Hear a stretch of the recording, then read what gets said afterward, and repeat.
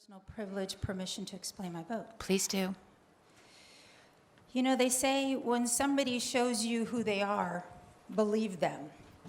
And I believe the senator from LD6 has proudly shown us who she is.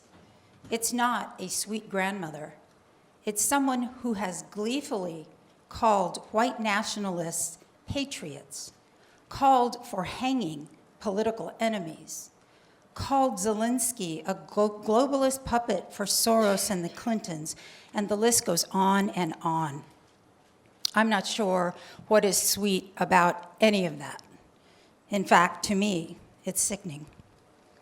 I don't believe our action today will have any effect on this behavior, but it must be done. I do want to ask, what makes this moment different?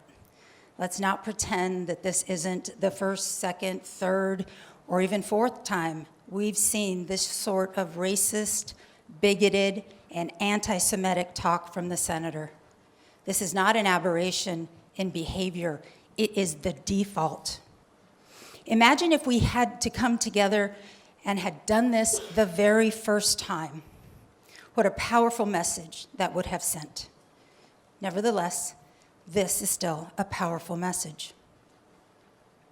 There was power, I believe, in our bipartisan response to this. I'm grateful, and I take small hope in knowing that it's still possible for our caucuses to come together and agree collectively what is wrong, to rise as one body and say, this is abhorrent, and we will not tolerate it. In this political climate, this has sadly become a courageous act, and I want to thank you all for that. Is censure enough in the face of what we've seen? I think more could be done, but this is a start. And we have yet to see if the governor, whose PAC spent $500,000 to elect this person, who just last week stood with and defended her, will side with decency instead. You cannot force someone to stand on the right side of history, but one can hope. The thing with racism, with anti-Semitism, is that they grow like a dark weed in people's hearts. With the right elements, that weed can wilt and die. But if left unchecked, or when that weed finds a tolerant environment, it grows and spills out into the world, infecting us all.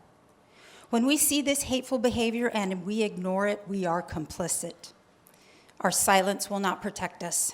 We must have the courage to hack it away, to pull it out at the root, and let it shrivel in the sun.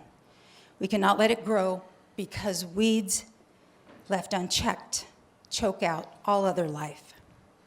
Today, I think we have hacked away a small part of this weed, and I hope we can remember this moment.